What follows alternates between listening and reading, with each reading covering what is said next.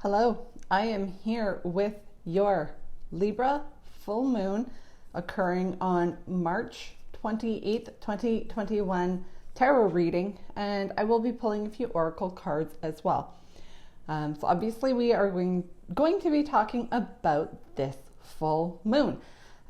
Why is this one getting a lot of attention? Partly because it is the first full moon that is occurring after the astrological new year, which occurred on March 20th, which also happened to fall on the same day as the spring equinox, or the first day of spring. I was trying to dress a little tropical, had a little bit of a tropical vibe, partly because during that first week of spring, we did have very spring-like weather where I live, but we have now returned to winter, which is usual for where I live when it comes to March weather. And it is actually snowing as we speak. But on to the reading. We're going to use the Murder of Crow Tarot and the Wisdom of the Oracle to get our messages regarding this full moon. Now, while I shuffle, I have done an off-screen pre-shuffle, and now we ask for our March 28th full moon in Libra messages. This full moon is also the first of 4 supermoons, and the 4 supermoons, what it means is that the moon is actually physically closer to Earth. I believe the distance is 260 kilometers, or 260,000 kilometers, for those of you who are Canadian. That's how far, or maybe it's miles. Anyway, 260,000 is roughly the mileage distance that the moon has to be, or closer, for it to be considered a super moon. Now, when we get to the new moon in about 2.5 weeks, we will be having that effect be a super moon, despite the fact that we won't be able to actually see it. We will have the impact of it being felt very strongly. Now, onto this full moon. See if we can get one more card. I'm going to read a little bit from my notes that I have here. Another thing that is making this full moon, and it is suggested that if you do full moon rituals, particularly the cleansing, to start early. I am filming this on Saturday, March 27th, and as soon as I'm done this, I am going to start doing some of the cleansing and releasing rituals that are commonly practiced in regards to full moons.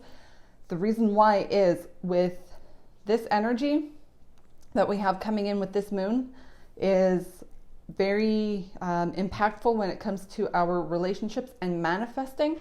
There's a lot of energy coming in, and you want to be able to have room for the things that you want to be coming into you. So if you want that relationship, you got to clear out the emotional junk. Write it all out. Write your letters of forgiveness and apologies, or whatever you feel like you wanted to say to somebody, particularly in regards to a relationship that maybe ended. There's a lot of past energy coming in with this full moon, and with that, you want to be clearing out what is left over from the past. So if it is an emotional hurt from whether it was a romantic relationship or a familial relationship or just a friendship, if you have hurts regarding that and you want to maybe rekindle that friendship or be able to move through it and release that person, you got to be able to clear that junk out. So what you do is you write your letters, whatever it was that you felt like you wanted to say or needed to say and it never got said. Write it out. You don't have to give it to anybody it is strongly suggested that you actually, when you're finished, burn it. Or if burning is not a safe option for you, so say you live in an apartment, it is best. The next best thing is to, I'm just looking at the bottom of the deck cards here. Oh, all major arcanas. Major arcanas was a huge thing last week in the daily readings. But yeah, you want to release this stuff. And if you can't burn it, rip it up. And rip it with a lot of energy behind it, because what you're doing by burning or ripping the papers, you are literally giving it energy and releasing that energy through the act of ripping. It is a very metaphysical, or metaphorical, I should say, type of releasing. You may feel like you need to purge and cleanse, whether that is you're cleansing your relationships or your closet. It doesn't matter.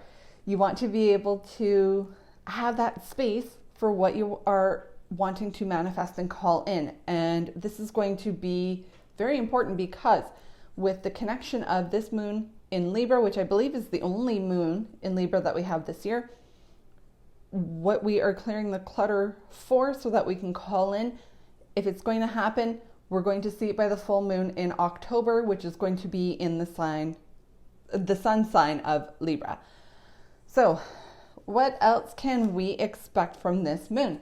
We can expect heightened emotions, which is common with full moons. But we also have the sun in Aries, Venus in Aries, and we've got an asteroid called Chiron. And Chiron has been, I believe at one point it was actually classified as a moon to Saturn, but it is an asteroid that kind of floats between Uranus and Saturn, and it goes along with the rest of the planets in our solar system in the orbit around the sun. And Chiron, for those of you who don't know the history of that name is a Roman entity whom was immortal, and he was a warrior. Now, he was accidentally shot, I believe, with, I want to say an arrow from Achilles. That could be wrong, but he was shot with a poisonous arrow, and that poison had an infinite effect on the person. So you have Chiron, who's immortal and can't die, but he's been shot with a poison that will never heal. So Chiron is called the wounded warrior, and he is in a constant process of dying and healing and dying and healing. And this goes perfectly with the cycles that we have in life, where one cycle ends, it feels like we're dying, and then a new one begins. And with Chiron being in Aries, instead of wanting us to sit back and maybe nurture our wounds, particularly because Venus and Venus Point, as well as the sun, are all in the sign of Aries, it actually wants us to not wallow in those past hurts and those past injuries that we've had, but it wants us to actually overcome those injuries and those hurts and rise up and kind of be the phoenix. Because Aries is a fire sign. Phoenix is the flaming, or the bird that rises, the flame that rises from the ashes. So you need to have your tower moment, and there's more on that coming up in a moment. And let things die and burn so that it can be rebuilt and you can rise up from the ashes. And that is really kind of the theme for the moon. And with Venus being in Aries, instead of being that nurturer, it wants us to progress and move. So this moon is also supporting all of that as well. But take time to celebrate your achievements. There's a lot going on. There's a lot of clearing, a lot of cleansing that is really strongly suggested, because we have the sign of Libra influencing the moon. Libra is represented by the scales of justice, which equates balance. It wants us to balance out our social life with our work life, with our home life. Now, as a lot of people know, you can never really create a perfect balance. There's always a flow that goes to it. There's an ebb and flow. So when something starts to get out of balance, you need to kind of pause and bring it all back in. So that means making changes, whether it's to relationships or to commitments that you've got. Now, commitments is another thing that comes in strongly with this moon. And we also have a Mercury-Neptune conjunction that happens on Monday, March 29th, which is the day after the full moon. And we are going to be feeling the effects of this full moon early. So we're going to start feeling it Friday, Saturday, instead of maybe Saturday evening into Sunday, Monday. We're going to be feeling it all weekend and into early and mid next week, basically until the end of March, because April starts on Thursday. But Mercury-Neptune conjunction, meaning they line up and they work together. One of two things could be happening. We could end up, sorry, my earbuds are all caught in my necklace. We could be having a lot of very creative and imaginative downloads, but we could also be feeling a lot of brain fog and disillusionment as well. So that energy is going to play out for a little bit.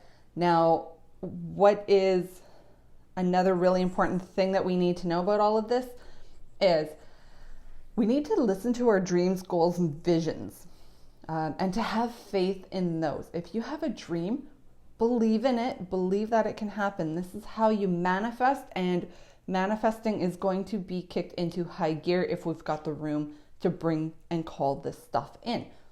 There could be a lot of breakthroughs, sudden changes. I know I earlier just spoke about having a tower moment. Those are the sudden changes. We may also find ourselves having vivid dreams. Now, pay attention to all of these things. Why is it important? Because these could be giving us clues and messages into our manifesting and what to do and how to bring that in a little bit faster. A couple things to think about for do's and don'ts with this moon. Do cleanse, do release, have your bath, have some self-care time. Don't try to rush anything that's not happening. Don't try to force it. We are ignited. We want to be ready to go because of all of the Aries influence, but we need to take a step back and make sure we have that cleansing done and that room where we need it. Something that we should be focusing on is our relationships, bringing balance back into our lives as much as we can, at least to a sustainable or a sustainable flow, and to start healing from past heartbreaks. So that doesn't have to be a romantic relationship. That could just be a hurt from a friendship that ended. So there's a lot of focus on healing because of the influence of Chiron. Now, a couple things to not do or don't do or focus on is don't ignore red flags, particularly when it comes to your relationships. Don't run from your insecurities. This is a time to look at your insecurities and to take a moment and heal what needs to be healed. Where do your insecurities come from? One course that I did really spoke about the whys. Why do you feel lack? Where does that come from? What is the influences? Are those your own beliefs? And if you can answer it with a yes, those are mine, then that's fine. But if you answer with a no, that is not mine, then you need to ask, why is this not mine? Where did this come from? And this is part of your cleansing and your healing. And when you're done all of that, burn it. Rip it up. Burn it. And also don't be harsh with your words, because our wounds are feeling pretty raw. We have the extra oomph on the emotional side from what the full moon is bringing, because full moons always bring up emotions.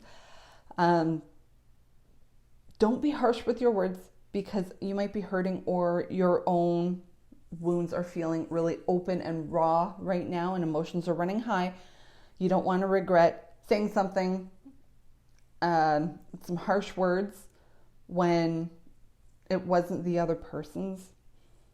Somebody posted recently on their personal page about how other people are not responsible for our triggers. Their behavior may trigger something in us, but it's not up to them to heal it. That's our trigger. It's up to us to deal with it. And that is where some of the harsh words and your healing needs to come in, particularly with the help of this moon, because it is going to be a very healing moon as well as the cleansing. So from the bottom of the deck, I'm just going to run through real quick. We do have a lot of major arcana that is coming through on the bottom of the deck.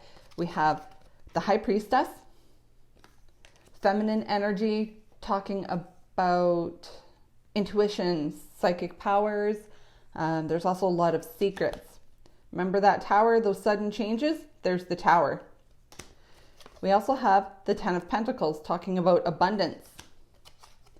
The Magician, the creator, the manifester, and that is exactly what we want to be doing, is we want to be healing, having those breakthroughs, those big aha, and that could be your tower moment, because that could shake your world coming in when you get those breakthroughs.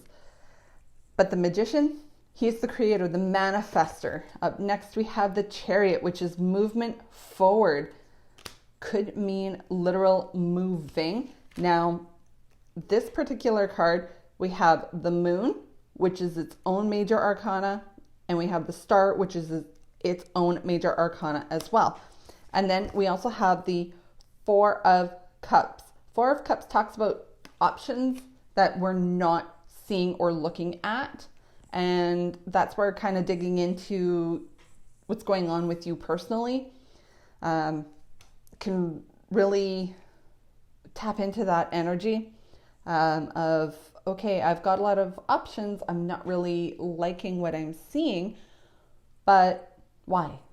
Why am I not liking it? Does it not align with my hopes and dreams? Is there something more that I need to find out? Is there something, I wouldn't necessarily say being kept secret, but it is not being revealed to you at this time, which is also part of the moon energy. And once you kind of figure all of that out, you may have a huge, huge breakthrough, and that completely changes everything. Now, onto the body of the reading, we do have more major arcana. So major arcana are major energy, and major energy is a very strong influence on what is going on. Now, this is just the full moon reading. This is what you can kind of expect during this full moon period. We start off with the Six of Cups. Remember those past hurts that we are healing? Six of Cups talks about the nostalgia, looking back at things in our past. Usually speaks about looking at things with fondness or happiness, but the Six of Cups just represents the past. Up next, we have the card of Libra, and that's the Justice card. There's the balance that we're looking for, that we're trying to bring in. Now, this is also the Karma card. It's karma being rebalanced. It's karma being reset. If you're dealing with the justice system, you could be finding some movement happening in the case that you are involved with. Now, that is for a very select few people. That's not for everybody. The more well-known energy that is going to be felt is going to be more of that reset and that balance and karma playing out. The Justice card did make an appearance in the daily reading for Saturday, March 27th. You can check that out. It also made a couple of appearances earlier throughout the week. So if you wanted to go rewatch those daily tarots, that is up to you. Up next, we have the major arcana card of the Wheel of Fortune. Oh, I'm sorry, is that in the reverse? Nope. Should know this deck better. I love this deck despite its dark images. The Wheel of Fortune, talking about things moving forward. So there's more movement. And in fact, I believe the Chariot and the Wheel of Fortune card came out for the Saturday, March 27th reading as well. They were in the body of the read. But things are moving forward slowly. Those cogs are being taken out of place that were holding the wheel and making us maybe feel a little bit stuck. So things are moving, and they may start moving really quickly. And the reason why I say this is we've got the Five of Pentacles, which is a feeling of lack. And this is where doing some of that healing can come in, is we can look into where we are feeling the lack and why are we feeling lack. Is it because we're standing in our own way, or is there an actual lack? This could be that you are maybe lacking that relationship that you so desire. But just know that with the Ten of Swords energy, this is the ending of a cycle. It's the ending of a very painful cycle. We saw last week the Death card made an appearance, the Devil card made an appearance. We've seen a lot of this really strong energy about that grief, that sorrow, that ending type energy. Well, now it's time to let it go and release it. Whatever was causing you that pain, that cycle's over now. And then we have the Star card of Aquarius, major arcana. The Star card also talks about balance, but it also talks about hopes and dreams, that wishing upon a star.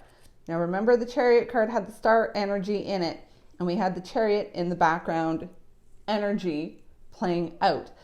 So altogether, we may have to let go of people, relationships, letting go of that hurt, writing those letters of forgiveness. Don't forget to include one for yourself.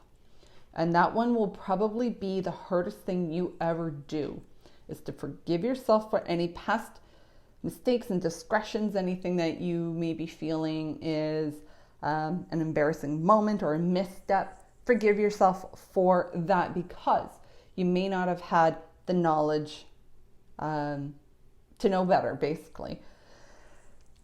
But time to let all of that go. Let go of resentments, let go of those hurts, wound or heal or mend those wounds where you can, if they serve your true self. Now, your true self can change. Your true self from when you were 18 is not your same true self when you're maybe 35. Things change. And it's time to let go of some of those old ideas that are no longer serving us. They're no longer part of our lives. We've changed, so it's time to let that go. You may find that there is an abundance of information coming in towards you, and this may literally rock your world and catapult your progress forward in regards to growing, healing, and your ability to manifest. Now, everybody wants to manifest abundance in some way, whether it be manifesting wealth or an abundance of love and relationships.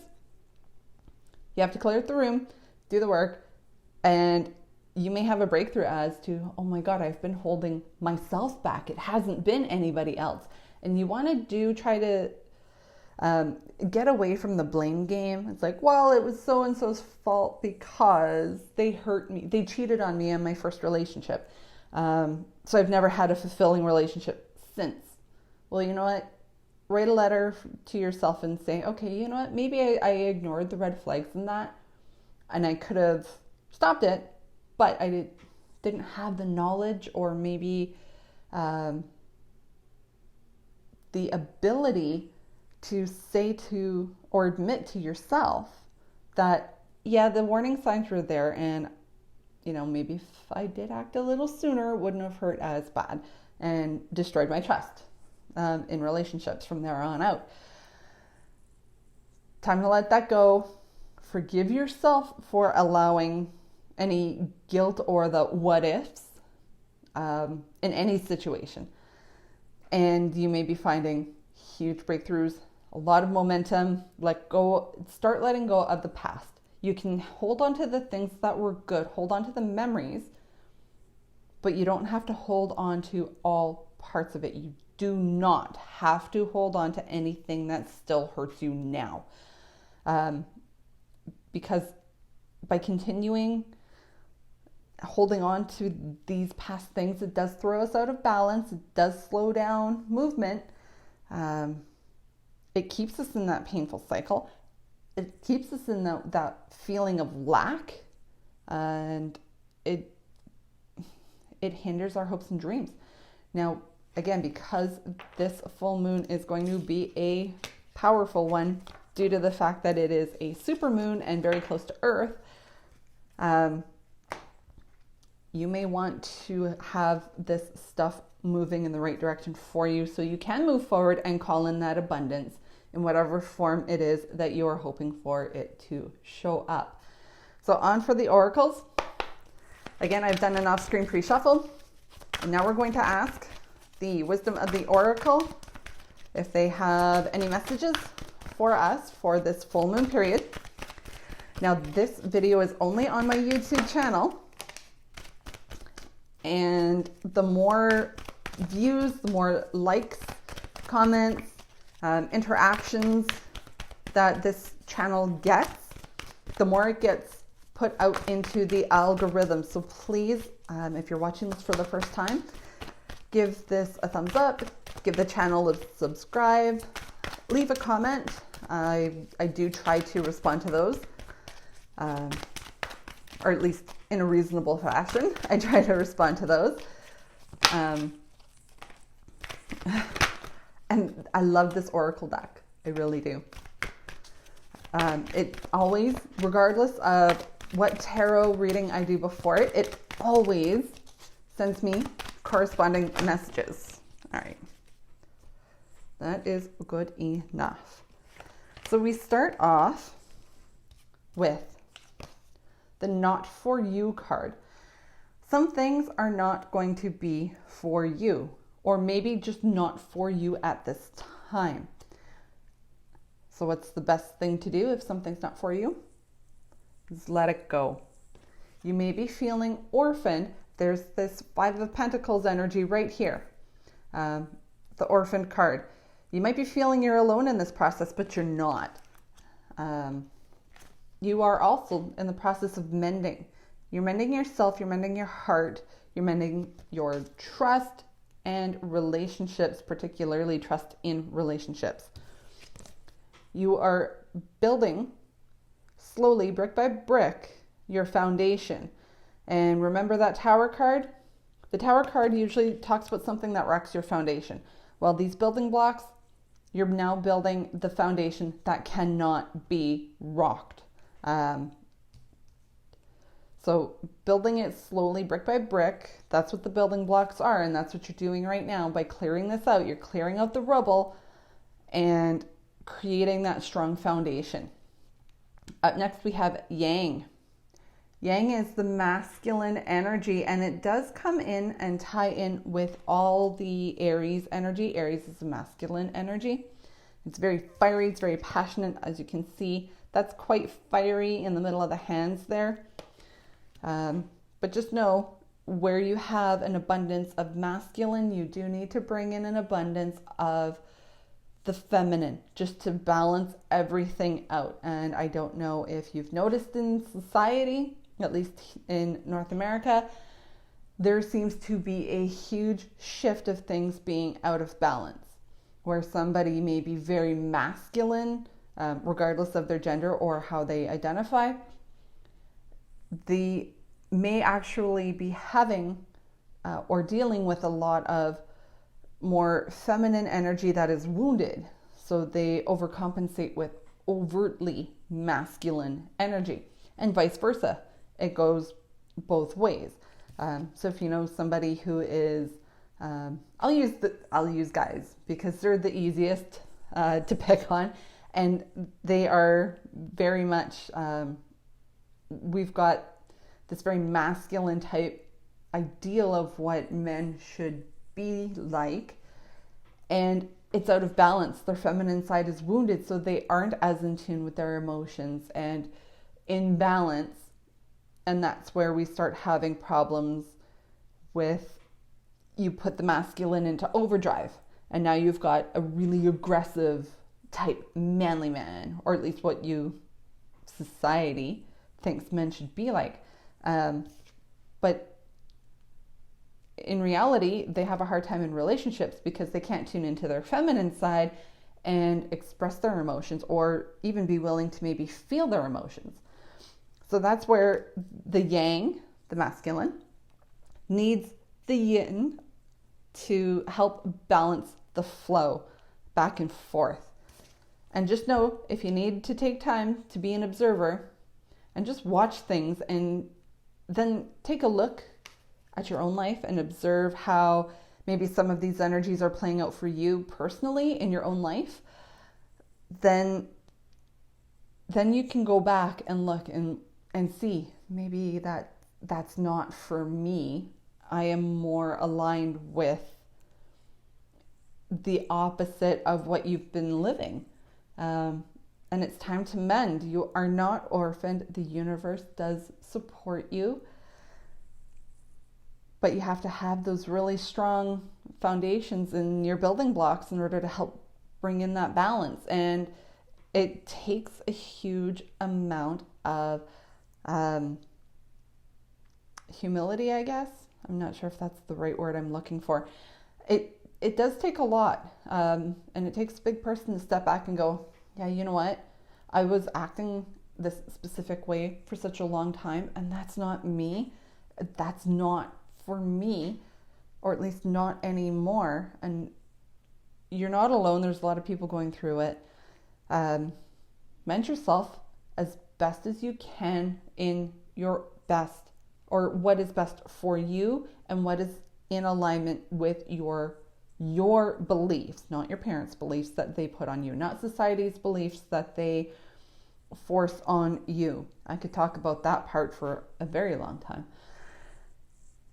And if you're not sure where you stand or how all of this plays out for you personally, step back and be an observer and just kind of watch and take a look back at yourself and go, all right, I can see where this needs to be mended or fixed. So that is your full moon reading for March 28th, 2021. Now the full moon does happen at 2:48 p.m. Eastern time. So for those of you who like to cleanse your cards and crystals and make moon water and do your saging and your salt baths, that is when the moon is going to be at its fullest. And for those of you whom aren't familiar with Standard Eastern Time, that is the same time zone as Toronto and New York. So you can maybe adjust that accordingly to where you are. And I'm going to leave it here, and I will talk to you soon.